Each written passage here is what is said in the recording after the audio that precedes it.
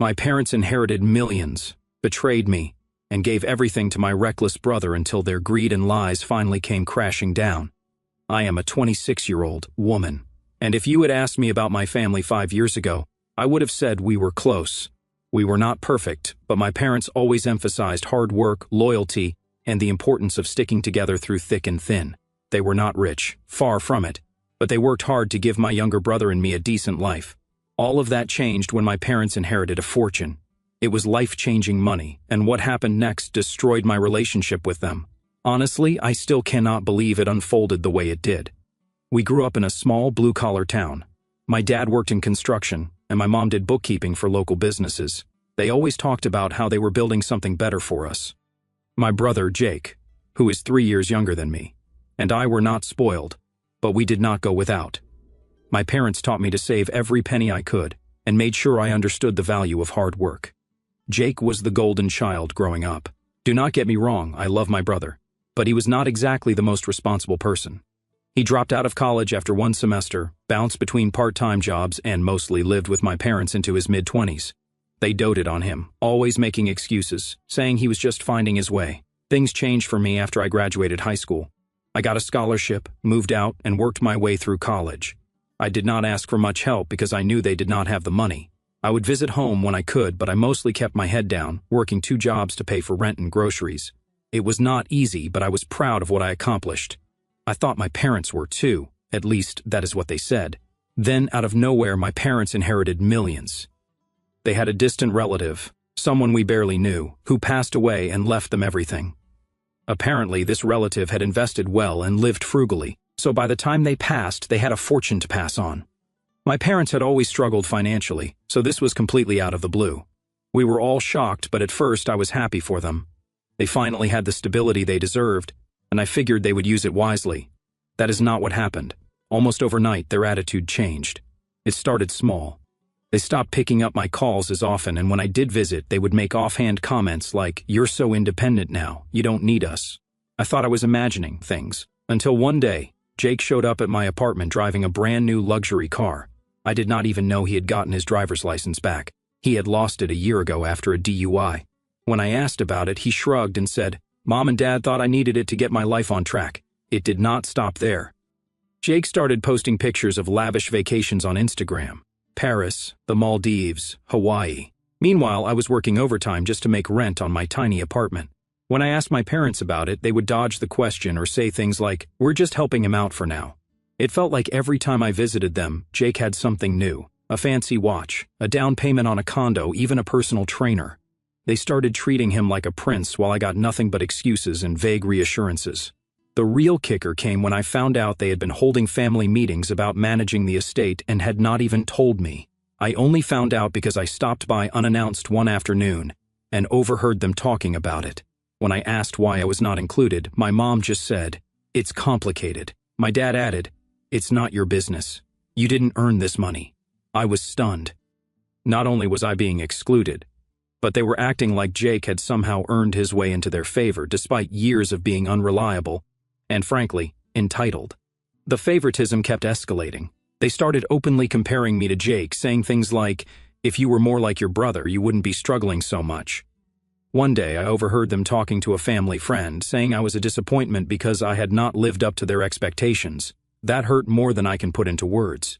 I had worked so hard to build a life for myself, but it seemed like none of it mattered to them anymore. At that point, I realized I could not keep pretending everything was fine. It was clear I was being written off, and I knew I needed to do something about it. I could not just let them treat me like I did not matter, but I also knew I could not confront them head-on, not yet anyway. They were too caught up in their newfound wealth to see reason. Instead, I decided to bide my time and figure out exactly what was going on behind the scenes. If they wanted to treat me like I did not exist, I would make sure they regretted it. After realizing I had been pushed to the sidelines, I decided to stop waiting for answers and start finding them myself.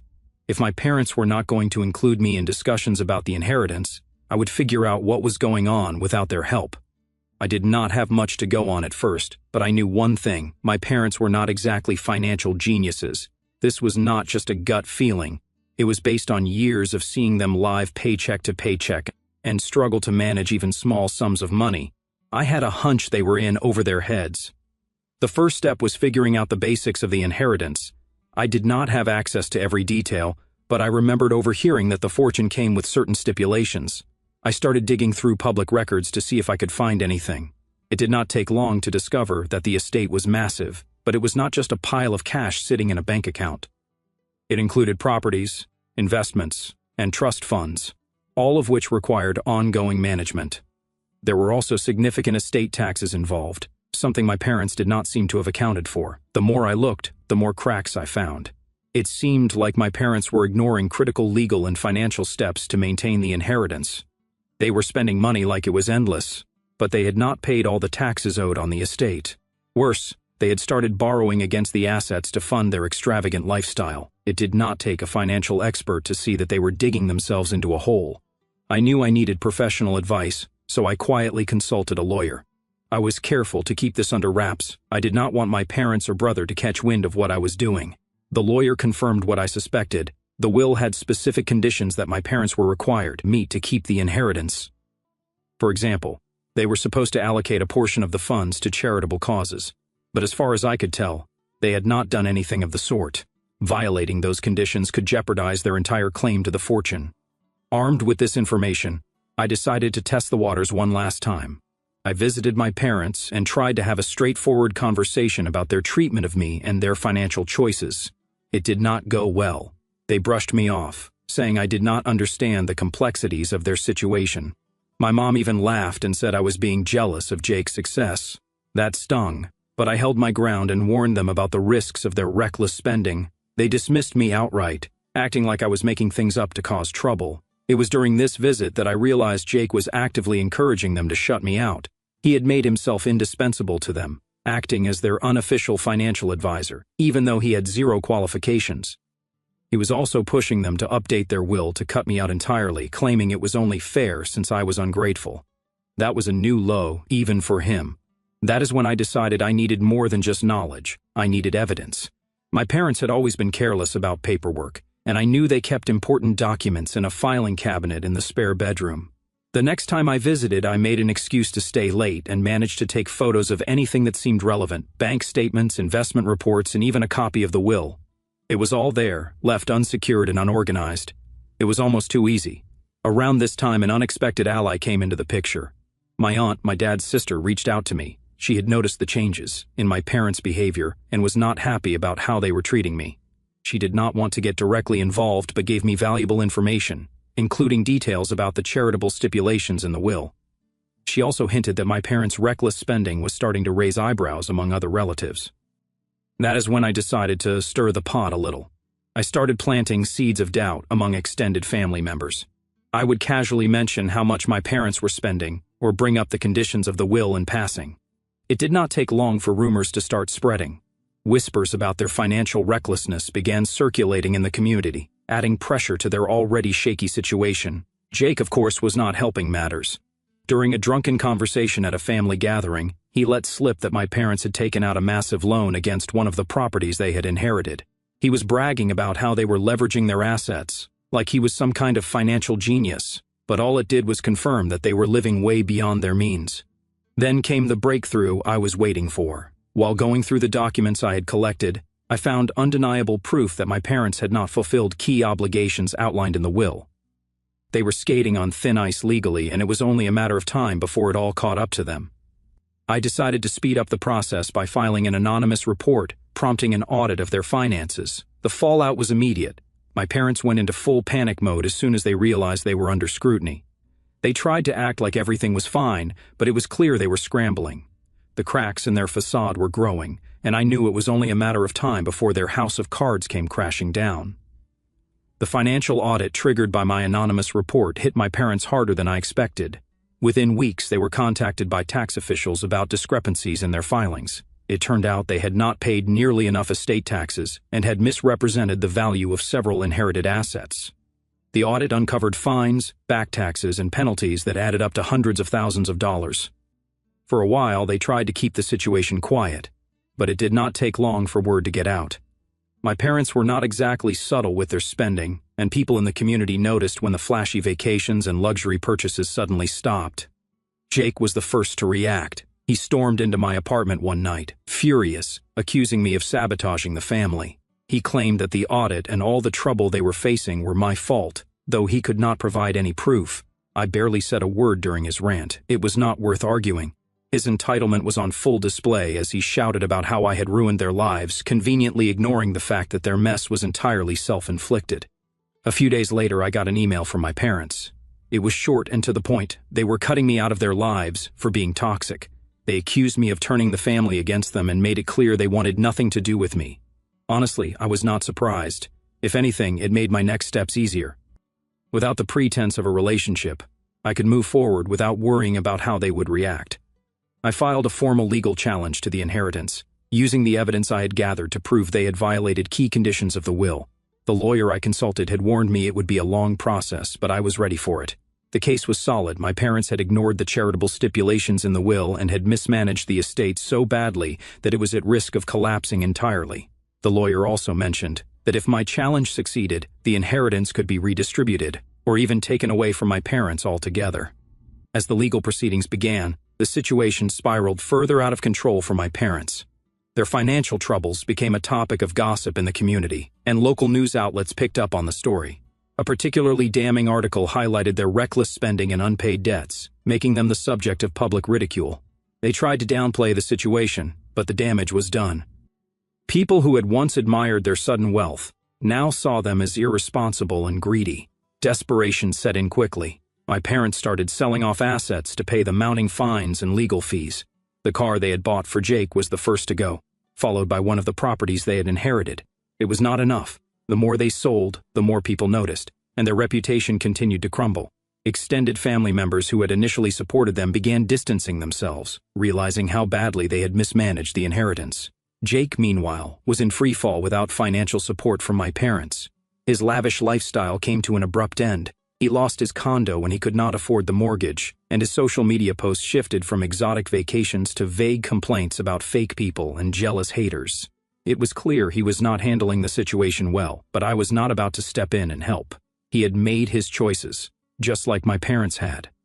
Through all of this, I stayed quiet. I did not reach out to defend myself or try to explain my side of the story. I did not need to. Everything was unfolding exactly as I had expected. I continued gathering evidence and working with my lawyer, who uncovered even more violations my parents had made.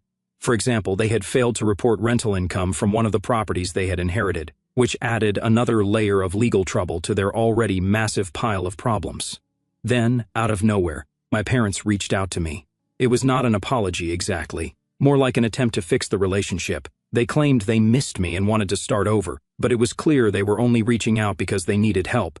Their finances were in shambles, their reputation was ruined, and they were looking for a lifeline. I refused. I did not owe them anything, especially after the way they had treated me. Shortly after that, another bombshell dropped. A new document from the will surfaced, showing even more conditions my parents had ignored. This document became public during the legal proceedings, further tarnishing their reputation. It detailed how a significant portion of the inheritance was meant for charitable donations, which my parents had completely neglected. The revelation made them look even worse, and the community's opinion of them sank even lower. In the end, my legal challenge succeeded. The court ruled that my parents had violated the terms of the will and could no longer claim the inheritance.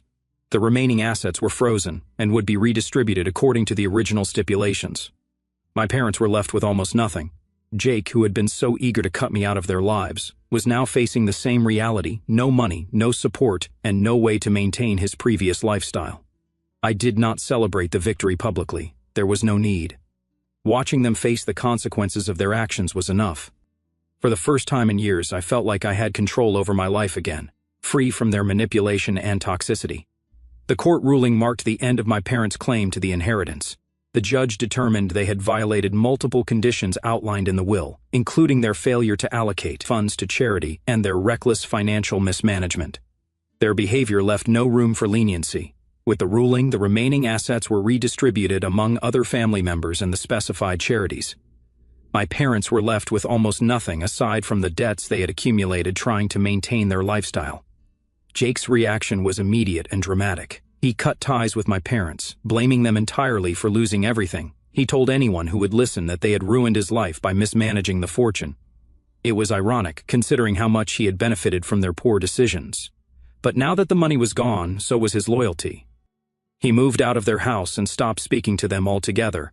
For the first time in his life, he was on his own, and it was clear he was not handling it well. The financial fallout only got worse.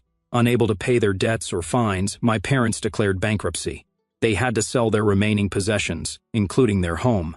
The community, which had once admired their sudden wealth, now saw them as greedy and irresponsible. Former friends distanced themselves, and their social circle shrank to almost nothing. By the end of it, my parents were forced to move into a small rental in a less desirable part of town. They both took on low-paying jobs to make ends meet, a stark contrast to the luxury they had been flaunting not long ago. Jake did not fare much better. Without my parents' financial support, he bounced between jobs. Unable to find anything stable, he had to move into a cramped apartment with roommates and started selling off the designer items my parents had bought for him. His Instagram, once filled with pictures of luxury vacations and fancy dinners, was now quiet. The few posts he made hinted at frustration and bitterness, but the sympathy he was fishing for never came. Throughout all of this, I stayed quiet. I did not post about it on social media or try to explain my side of the story to anyone.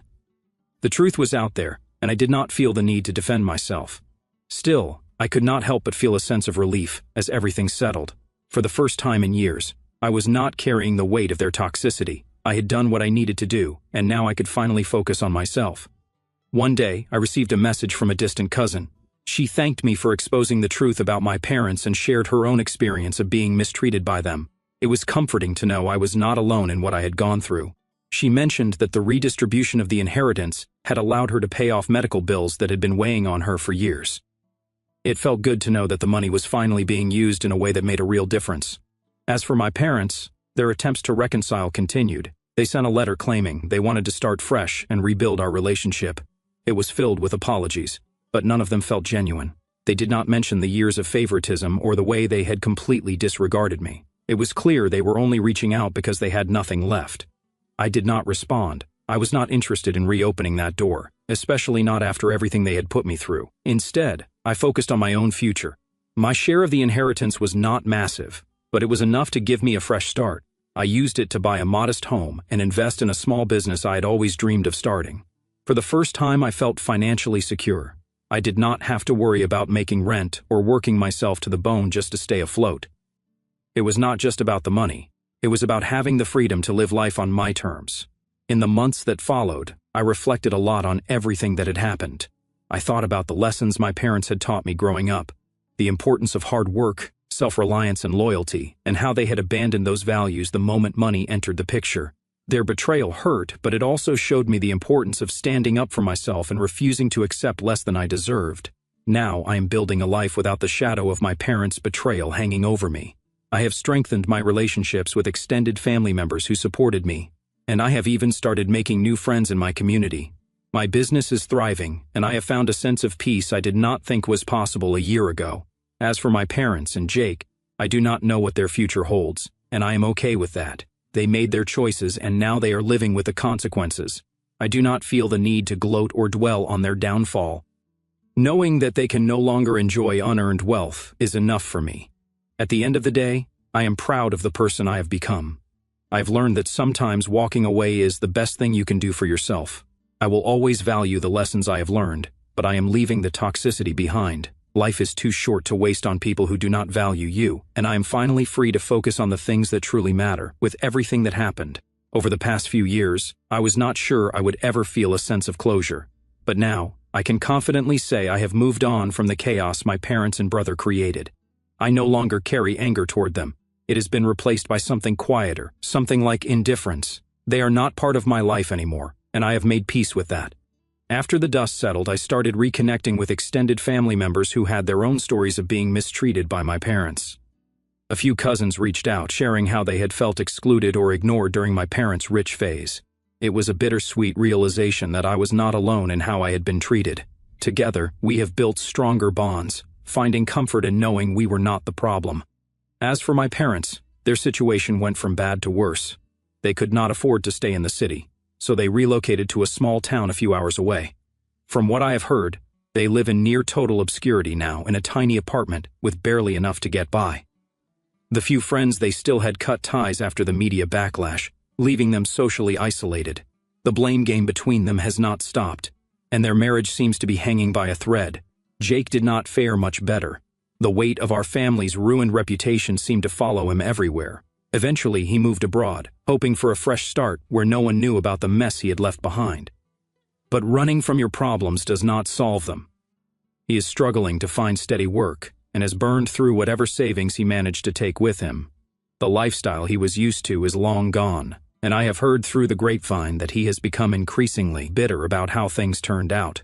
One of the most satisfying parts of this whole ordeal has been seeing the charitable portion of the inheritance finally go to the causes it was meant for. Thanks to the court ruling, the funds that my parents ignored were distributed to local charities and community projects.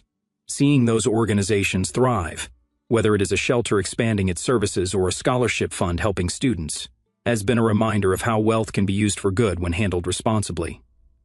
Meanwhile, my life has completely turned around. My small business is thriving far beyond what I initially hoped for.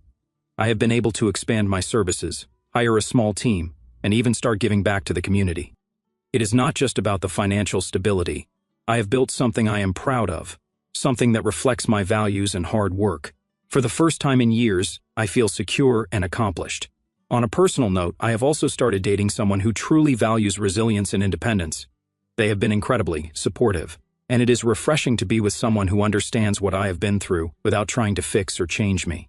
It is early days, but things are going well, and I am optimistic about the future.